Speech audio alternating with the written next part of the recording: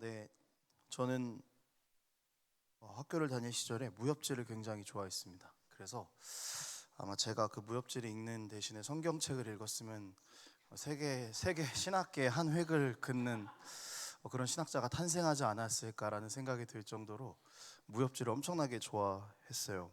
그 시간에 참고서를 읽었더라면 저는 아마 여기 없었을지도 모르겠습니다. 근데 이 무협지를 보면은요, 그 사실 공통적이에요. 세계관들이 너무나 똑같은데 지금 약간 무협지 얘기하니까 또 이렇게 심장이 또 뛰는 그런 느낌이 드는데, 거기 뭐 무공비급이라는 게 꼭 나옵니다. 그 이제 막 힘을 어떻게 잘 키워줄 수 있는 그런 책 같은 건데, 이게 보통 공통적으로 주인공들은 처음에 그 책을 받아들면 해석을 잘 못해요. 그래서 이게 뭐야 하고 막 뭐 라면 덮는데 이렇게 놓던가 막 잘 모릅니다. 그런데 그 책 자체는 아무런 문제가 없어요. 그거를 습득하면은 굉장히 강한 사람이 되는 건데, 그 주인공은 그거를 제대로 해석을 하지 못하는 거죠. 그 책의 참 의미를 알지 못하는 것입니다. 오늘 우리가 함께 읽은 이 본문 마가복음의 첫 부분인데요, 아마 이 마가복음의 첫 부분을 읽을 때 마가복음을 처음 접했던 독자들이 이 무협지에서 주인공이 무공비급을 읽는 듯한 그런 느낌을 받았었을 것 같아요. 잘 이해하지 못했고 무슨 뜻일까라는 고민을 하면서 그렇게 아마 이 마가복음의 1장과 좀 치열하게 싸웠었을 것 같다라는 생각을 합니다. 과연 마가복음 1장을 왜 이렇게 독자들이 잘 몰랐었을까, 혹은 왜 오해했었을까라는 그런 좀 생각을 가져보면서 오늘 이 말씀을 좀 나누어 보도록 하겠습니다. 이 마가복음 구조가 처음에 굉장히 중요해요. 1절에서 13절에 보면은 복음의 시작이라, 예수 그리스도의 복음의 시작이라라고 이야기하고 있고요. 그 다음에 예수님께서 세례 요한에게 세례를 받으시고요. 그 다음에 광야로 나가십니다. 이 세 가지 과정이 굉장히 중요해요. 이 사건들은요, 일단 먼저 구약에 있었던 사건들을 떠올리게 해주는 그런 부분들입니다. 그래서 구약에 어떤 사건들을 좀 떠올리게 할까 보면은 첫 번째 창조의 사건을 좀 떠올리게 해요. 예수님께서 요단강에서 세례를 받으시는 그 장면은요, 창조의 사건을 보여줄 수 있는 부분들입니다. 삼위 하나님의 사역이 두드러지게 등장한다는 점에서 예수님의 그 세례를 받으시는 장면과 창조의 그 시기가 그 장면이 굉장히 많이 오버랩이 돼요. 예수님께서 세례를 받으시고 성령이 임하시고 하나님께서 또 너는 내 사랑하는 아들이라 라고 그렇게 말씀하셨죠. 이게 짧은 본문 안에 삼위 하나님의 사역이 다 드러나 있는 겁니다. 그리고 창조를 하실 때에도 역시 그랬죠. 특히 사람을 만드시는 부분에서 그랬어요. 그러니까 우리의 형상대로라는 말 자체가 삼위 하나님을 나타내는 그런 단어인 거죠. 그리고 오늘 보면 10절에 보면은 성령이 비둘기 같이 내려오셨다라는 이 표현이 있는데요, 이 단어는 창세기 1장에서 하나님의 영은 수면 위에 운행하시니라라는 이 표현과 영과 성령이 이렇게 좀 오버랩이 되는 부분들이 있습니다. 그리고 에덴을 처음 지으셨을 때 하나님께서 마지막에 사람을 지으시고 심히 좋다, 보기 좋다라고 그렇게 이야기하셨었죠. 이것은 하나님에 대한 사람에 대한 하나님의 사랑을 또 나타내기도 하는데요, 오늘 본문에서도 예수님께서 세례를 받으신 이후에 너는 내 사랑하는 아들이라, 심히 좋다, 사랑하는 아들이다, 이런 음성이 들리는 겁니다. 그러니까 오버랩이 좀 되는 거죠, 창조의 사건이.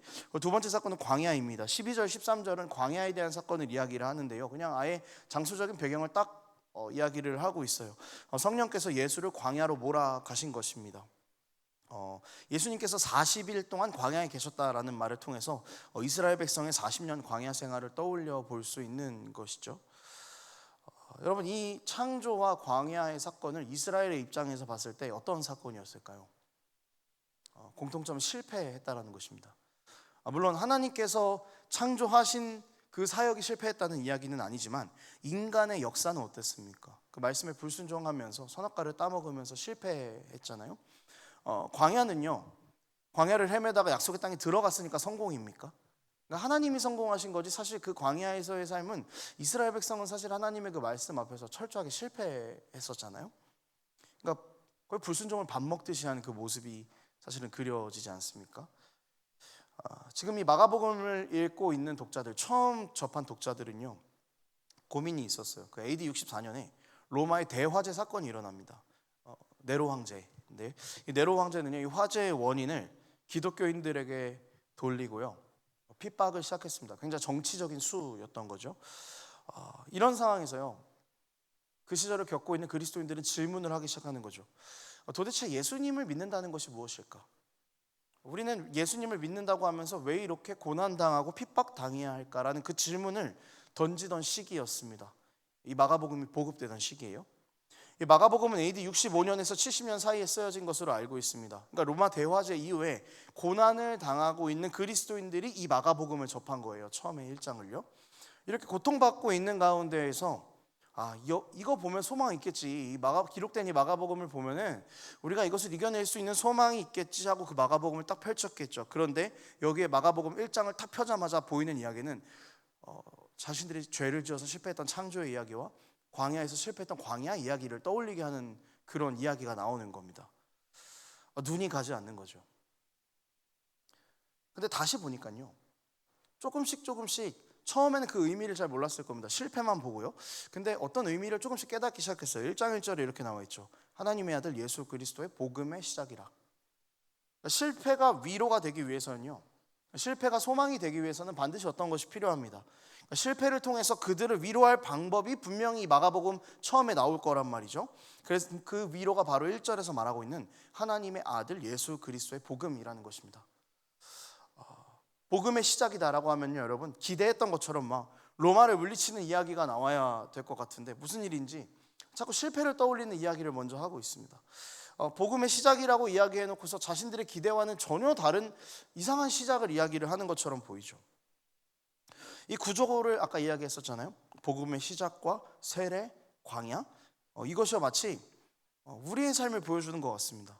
복음을 믿고 우리가 그리스도인으로 시작하고요, 세례를 받음으로써 믿는 자라고 증명을 했고요. 근데 그 다음에 우리의 삶은 어디로 던져집니까? 광야로 가죠. 세상에 있는 거는 광야를 걷는 삶 같은 거잖아요.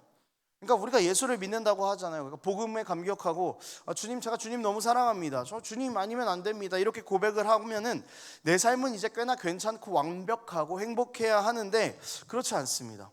그러니까 신앙의 시작, 예수님을 믿는 백성이라는 것의 시작은요, 여러분 삶에서의 고난을 동반하는 것을 의미하는 거죠. 세상 속에서 가치관의 싸움이 시작되는 것입니다. 죽이는 문화 사이에서 살리는 문화를 이야기해야 하고, 내 뜻대로라는 그 문화 사이에서 하나님의 뜻이라고 이야기를 해야 합니다. 가치관과 가치관이 부딪히는 거 여러분 정말 어려운 일이라는 거 알고 있으시죠? 가치관을 해결할 수 있는 방법은 딱 두 가지입니다. 아무 말도 하지 않거나 그냥 인정하면 됩니다. 우리가 친구들끼리 정치 얘기하지 말라고 하잖아요. 명절에 정치 얘기하지 말라고 그러잖아요. 왜냐하면 가치관 싸움이거든요. 이야기만 하면 불이 붙습니다. 그러니까 이 불을 끄는 방법은 그거예요. 그냥 인정하거나 아무 말도 하지 않으면 되는 거예요. 그런데 그리스도인들이 세상에서 살면서 인정하거나 아무 말도 하지 않을 수가 없잖아요. 그러니까 우리는 싸우게 되는 거거든요. 예수 믿으면 행복합니다. 더 큰 가치 기준, 절대적이고 완벽한 가치 기준이 생겼고 그 기준이 나를 감싸고 있고 누구도 줄 수 없는 사랑을 주는 그분이 나를 사랑하신다라는 사실은 너무나 행복한 일입니다. 그런데 이거는 개인적인 차원이라는 거예요. 이 개인적인 차원을 알고 있어도, 믿음을 갖고 있어도 세상으로 나가면요, 우리가 누리고 있는 이 개인적인 차원들을 위협하는 것이 너무너무 많다라는 것입니다. 그래서 그리스도인들에겐 세상 속에서 고난이 시작되죠. 우리는 이런 고난들 사이에서 계속해서 가치관 싸움을 해나갑니다. 아마 이 마가복음을 읽던 독자들이 던졌던 질문들과 비슷할 것 같아요. 고난이란 무엇일까? 왜 우리는 이렇게 고난을 당해야 할까? 왜 우리는 이렇게 힘든 상황에 던져져야만 할까? 본문에서 우리가 놓치고 있는 것은요, 여러분, 광야라는 실패, 죄를 지은 우리 창조 때의 그 실패가 아니라 예수님께서 어떻게 하셨는가를 바라볼 때 성공을 바라볼 수 있겠죠. 명확한 차이는요, 마가복음이 실패를 드러내는 데 차이가 있습니다. 우리와 예수님을 대조시켜 버립니다. 우리는 광야에서 이스라엘은 광야에서 실패했죠. 인류는 창조의 시대에 하나님의 말씀에 불순종하면서 실패했습니다. 그렇지만 너희는 실패했지만 주님은 실패하지 않으신다는 것을 보여주는 것이 마가복음의 처음입니다. 하나님을 믿는다고 해도 광야에서 이스라엘은 실패했지만, 예수를 믿는다고 하고 세상에서 끊임없이 우리는 넘어지지만 우리 주님은 실패하지 않으신다는 것입니다. 말씀이 우리의 연약함을 드러내는 이유가 다 있습니다. 연약함의 한계를 명확하게 지적하고 그 한계를 넘어갈 수 있는 방법 하나밖에 없는 예수 그리스도를 보여주는 것이죠. 여러분, 예수님께서는 무엇을 성공하셨습니까? 광야에서 시험에 성공하신 내용을 보면은 우리가 의지해야 될 내용은 어떤 것인지를 또 아는 것 같아요. 여기 마가복음에는 그 세 가지 시험에 대해서 이야기하고 있지만 마태복음에는 좀 자세하게 이야기를 하고 있어요. 첫 번째 시험이 뭐였습니까? 돌을 떡으로 만들라는 시험이었습니다. 이 부분에서 사실 이스라엘의 실패가 매우 두드러지는 부분이었죠. 이스라엘이 출애굽에서 광야에서 하나님을 엄청나게 원망했잖아요. 근데 그 문제의 대부분이 뭐였습니까? 먹고 사는 문제였습니다. 여기서 하나님을 굉장히 많이 원망했었죠. 뭐 어쨌든 하나님이 그 얘기를 들으시고 만나 매출하게 주시긴 하셨지만 먹는 방법도 거두는 방법도 순종해야만 하는 규칙이 다 따라다녔습니다. 이런 부분 앞에서 이스라엘은 사실은 실패했죠. 그러니까 예수님께서는 이 순종하지 못했던 이스라엘과는 다르게 하나님의 말씀으로 사는 것이다라는 그 순종이라는 이야기를 하시면서 실패한 이스라엘과 대조로 승리하신 것을 보여주고 계신 것이죠. 그러니까 이스라엘이 바로 실패해버렸던 그 자리에서 보기 좋게 성공하는 예수님을 대조시키는 것입니다. 한 가지 또 봐야 하는 것이 있습니다. 여러분, 예수님께서 성공하셨다라는 거 하지만 생각해 보면은 예수님이니까 가능한 일 아니에요? 라고 생각할 수 있죠. 공감이 안 되는 겁니다. 뭔가 우리보다 훨씬 더 뛰어난, 우리 생각보다, 우리의 환경보다 저 너머에 있는 어떤 그 대상이 우리와는 전혀 다른 시작점을 가진 존재가 우리가 하는 시험을 똑같이 이겨냈다라고 말하는 게 생각해 보면은 당연한 거 아니야? 라는 생각을 하게 될 수 있다라는 거죠. 고등학생이 초등학생 시험지 푸는 거 듣고 저 100점 맞았습니다 라고 하는 거랑 이상하잖아요. 이해가 잘 되지 않습니다. 그러니까 우리가 공감을 할 수 없는 그 존재인 예수님께서 우리가 겪는 시험을 이겨내봤자 그게서 우리에게 무슨 소용이 있겠습니까? 그래서 예수님께서 선택하신 방법이 낮아지심이었습니다. 그리고 그 증거가요, 세례였어요. 마가복음 10장 39절에는 이렇게 나와요. 제가 읽어드릴게요. 그들이 말하되 할 수 있나이다. 예수께서 이르되 너희는 내가 마시는 잔을 마시며 내가 받는 세례를 받으려니와. 한 번 더 읽어드릴게요. 예수께서 이르시되 너희는 내가 마시는 잔을 마시며 내가 받는 세례를 받으려니와. 이 부분은 예수님께서요, 본인이 고난당하실 것을 말씀하시면서 마시는 잔, 고난과 세례를 연결시키신 부분입니다. 그러니까 예수님의 세례는요, 내가 고난을 당하겠다라는 이야기였습니다. 그러니까 스스로 낮아지시겠다라는 이야기였어요. 죽지 않으셔도 되는 분이 죽으시겠다는 이야기였습니다. 그래서 예수님께서 세례를 받으시는 이 장면은요, 십자가의 죽음과 또 오버랩이 되는 것이죠. 낮아지심을 통해서요. 죄 없으신 예수님이 죄를 가지신 모습으로 십자가에서 죽으셨습니다. 그러지 않으셔도 되는 분이, 그럴 필요가 없으신 분이 죽으셨습니다. 왜 그렇게 하셨을까요? 너는 내 사랑하는 아들이라. 이 하나님의 음성과 하나님의 선언이 사랑하는 백성인 우리의 삶에도 있었으면 좋겠다는 그 바람으로 십자가에서 낮아지고 그렇게 죽으셨습니다. 우리가 하나님의 사랑하는 자녀가 되게 하시려고 고난 당하시고 낮아지고 죽으셨습니다. 공감하셨습니다. 예수님의 십자가는 우리의 죄를 씻기고 우리에게 생명을 가져다 주는 것인과 동시에 우리가 그분께 공감하지 않을 이유, 공감해야만 하는 이유를 제시하고 있는 것이죠. 하나님이 사람이 되셨습니다. 그리고 죽으셨습니다. 근데 우리가 여기다 대고 어떻게 공감 얘기를 할 수 있겠습니까? 훨씬 더 많은 손해를 보시고 심지어 죽으셨는데 우리는 그분 앞에서 공감을 얘기하는 것 자체가 말이 안 된다는 거죠. 이미 우리 수준으로 낮아지신 주님이 우리와 함께 계시다는 것을 이 본문에서 또 보여주고 있는 것입니다. 주님께서 우리의 실패 자리에서 성공한 분이시고 우리의 실패 자리를 성공으로 바꾸시기 위해서 십자가에서 죽으셨습니다. 우리 죄를 완전히 씻어내시기 위해서 자신의 피로 우리의 모든 그 자리를 다 씻어내셨습니다. 여기서 중요한 것이 한 가지가 더 나옵니다. 여러분 12절에 보면은요, 예수님이 광야로 나가셨는데요, 성령이 예수를 광야로 몰아냈다라고 이야기하고 있습니다. 광야에서도 성령께서 동행하신다는 이야기입니다. 믿음의 싸움을 싸우는 과정 가운데 있을 때에 성령께서 우리 삶을 붙드시겠다는 이야기입니다. 주님께서는 여러분 삶의 문제 가운데 있는 우리를 내버려 두시거나 방치하지 않으신다는 겁니다. 우리를 주님과 함께 동행하는 그 자리로 초대하시기 위해서 주님께서 가장 먼저 치열한 전쟁을 하셨습니다. 가장 힘든 박해를 받으셨습니다. 가장 힘든 순간을 이겨내셨습니다. 우리는 실패했지만 주님께서는 우리가 실패한 바로 그 자리에서 승리하셨습니다. 예수님께서는 자신이 하나님으로부터 들었던 그 사랑하는 아들이라는 선언이 우리에게도 있기를 간절히 원하셨습니다. 우리는 광야라는 치열한 가치관 싸움의 현장으로 여러분 들어와 있습니다. 여기서 상처가 나고 쓰러질 때마다 여러분 우린 예수를 붙잡아야죠. 그때 우리는 치열한 싸움 가운데서 예수님을 붙잡을 때 예수님께서 세례를 받으실 때 들으셨던 그 음성을 우리가 동일하게 듣게 될 것입니다. 사랑하는 아들아, 사랑하는 딸아, 내가 너를 기뻐한다. 내가 너와 함께한다. 이 하나님의 음성이 그 가치관의 싸움을 치열하게 싸워내면서 예수를 붙잡고 놓지 않는 우리에게 함께 하실 것입니다. 그러니 여러분, 우리 이거 하나 붙잡고 우리 가운데 있는 그 수많은 믿음의 싸움들을 싸워 나갈 수 있었으면 좋겠습니다. 말씀을 정리할게요. 여러분, 광야에는요 별의별 게 다 있습니다.